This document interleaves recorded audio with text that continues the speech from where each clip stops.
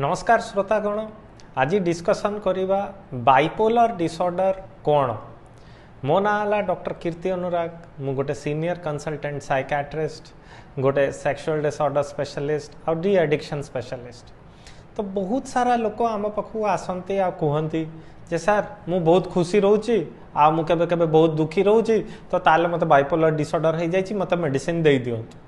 तो देखो आज्ञा बहुत खुशी टिके होइजिबा बहुत दुखी होइजिबा एमिति बाइपोलर डिसऑर्डर रो डायग्नोसिस हुए नाही। तो बाइपोलर डिसऑर्डर रो लक्षण कोन आमे आगे बुझिबा। तो देखो बाइपोलर डिसऑर्डर रे दीटा असुविधा हुए। गोटे हला मानिया, दूसरा किंबा द्वितीय जिनस हला आपनकर डिप्रेशन। तो प्रथम आगे बुझिबा जे मानिया कोन आ मानिया रे कोन कोन हुए। तो मानिया को हिंदी रे तेजी किंबा उन्माद कहती। तो मानिया जितेबाला हुए लोक को प्रकार लक्षण देख। प्रथम जिनस हम जे लोक राति जी शोला ताठू कम शोब आउ से कम शोकना भी से दिन जाक सब प्रकार काम करें। उदाहरण गोटे लोक जदि राति 10 घंटा 8 ରୁ 10 घंटा शोला तो आजिका दिन में सी 2 ରୁ 4 घंटा शोकना भी से काम करे जी सी आगु करूला। ता बाद रे ता मनटा बहुत तीव्र गति रे भागे, माने बहुत जोर जोर चले। सबू अनयूजुअल किंबा एबनॉर्मल बिजनेस प्लान किंबा आइडिया किंबा फाइनेंशियल गोल धरिकिना आसे। कही दे 100 कोटी रोजगार हो 2 कोटी मत फायदा हो 5 कोटी मु नहीं आसबि। ये भाया प्रकार फाइनेंशियल इन्वॉल्वमेंट से करवा स्टार्ट करे आ बहुत सारा पैसा लगे दिए आ बहुत सारा बिजनेस आइडिया आने। द्वितीय जिनस हुए आपको छाड़ी किना सी कौन करे, सी करे जे आमर सी बहुत रागी जाए, छोट छोट कथार जिद्दी करे आ बहुत रागी जाए।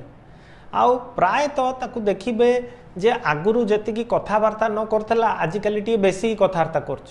जो सांग साथी मानकू चिन्हिनी जानिनी तांको संगे भी से कथावार्ता करती। जो मानक संगे कौनसी भाव में देखा दर्शन भी नथला तांको भी कथावार्ता करे। रास्ता घाटे जो मानकू चिन्हिनी जानिनी तांको संगे भी कथावार्ता आरंभ करती। ता बाद रे बहुत बड़ बड़ कथा कहे जमती कि ऐसी कथावार्ता कर। देशर प्रधानमंत्री मो सांगे पाठ पढ़ुले, मो घरे से आसी खाऊले आ मु तांको चिन्हिची। अभी मु फोन करथली मु कथा हिची तांके संगे से मोर बिजनेस प्लान को एक्सेप्ट कर देइचंती। मु कालीठू तांके संगे जाइकिना बुली भी तांकर इंडियन एयरलाइंस रे। मुख्यमंत्री मो घर पड़िसा रे रहउचंती, सी मोर बहुत घनिष्ठ सांग। अभी एका कहबी अभी एका काम हो जिवो, तू मो पाखकू पळा तते बिजनेस डील दे देबी।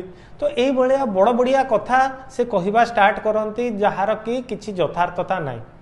केबे केबे किछटा लोकन को लागे जे से माने दिव्य पुरुष हो जाइछन्ते ए भितरे, से माने निजको ठाकुर बोली मानती, बहुत धार्मिक हो जाती, धर्म रे लीन होइकिना बहुत पूजा पाठ करवा आरंभ करत, आउ निशा द्रव्य भी खाइबा आरंभ करत। आउ ए स्थिति रे केबे केबे देखिबे सेक्सुअल एक्टिविटी भी बहुत एबनॉर्मल वे रे करंती। केते लोकंकर सेक्स करियार इच्छाटा बहुत अधिका हो जाए। जो मान संगे चिन्ही ना जानी ना संगे भी सेक्स करने इच्छुक हो जाती। भितर ही बहुत एनर्जेटिक आ बहुत खुशी लगे। जिते भी से लोक को देखिए आपन को लगे से बहुत खुशी अच्छी, किंतु जितेबाला ये फेजटा पड़े जाए तापर बहुत सारा असुविधा हो जाए। कौन असुविधा हुए यही परिस्थिति रे बहुत लोग डिवोर्स दे दियंती, बहुत लोग चाकरी छाड़ दियंती, तांकर लाइफ रो पूंजी किंबा पैसा को पूरा खर्च कर दियंती, जिद्दी रे घर द्वारा बिक्री कर दियंती, बाहर जाइकिना लोक मानकू बहुत एपट सेपट कथा कहीकिना कहा संगे जबरदस्ती सेक्स भी कर देवा सत्ते सेक्सुअल हारासमेंट हो जाए। आउ एटा खाली पुरुष लोकंकर देखा जाए, स्त्री लोक मानक मध्य भी देखा जाए। आ प्राय संगे से माने बहुत धार्मिक होइकिना बहुत सारा पैसा भी से माने फोपाड़ी दियंती, जोटा कि भारी प्रॉब्लमेटिक। एटा हला गोटे फेज बाइपोलर डिसऑर्डर रो मानिया। एटा प्राय माने 6 ରୁ 9 मास पाखापाखि चले। तापर आउ गोटे प्रकार रो फेज आसे, सेटा हुए डिप्रेशन। डिप्रेशन रे कौन हुए से हुए जे लोक मानकर मनटा प्राय दुख दुख रुए, का संगे कथावार्ता करने इच्छा हुएनि। प्राय तो छोट रु छोट काम कला परे तांको दुर्बलता लगे, कौन सी जिनस इच्छा प्रकट करंतनी जो जिनस गुड़ा आगुरी भी भल लगुला। आउ आ सत्ते कौन सी जिनस मन भल ही लगे प्राय एकला एकला लगे लगे जीवन रे आगु को किसी करी हबनी आउ ता संगे संगे राति रे निद भी पूरा भांगिकिना रुए तो यहीटा दी तरफा जिनस गोटे साइड रे मानिया होची जोटी की बहुत ताकतशील बहुत तेजी किंबा बहुत जोर रे काम करछे आ गोटे पटे से किछि करि परनी उदास रहउची का संगे मिसुनी एनर्जी नाही कोनोसी जिनसर इच्छा होनी भूख भी लागुनी सोई परनी तो एई उभय दीट जक जिनस रहिले ही जाइकिना आमे ताको बाइपोलर डिसऑर्डर को आउ डिप्रेशन टा मिनिमम 2 सप्ताह रहा कथा आ मानिया टा मिनिमम 7 दिन रहा कथा ताले जाइकिना आमे ताको मानिया किंबा डिप्रेशन कहि परिबा अभी आसे कथार्ता जे लोक माने कहती जे मानिया आम ट्रिटमेंट करदेलु कि डिप्रेशन है आम ट्रिटमेंट करदेलु किंतु सब गोटे भल साइकियाट्रिस्ट पाखु जीवे जे कि यही ट्रिटमेंट ठीक रे कर परिबे कहीं खाली मानिया को जदि ट्रिटमेंट कले डिप्रेशन बाहरी पड़ो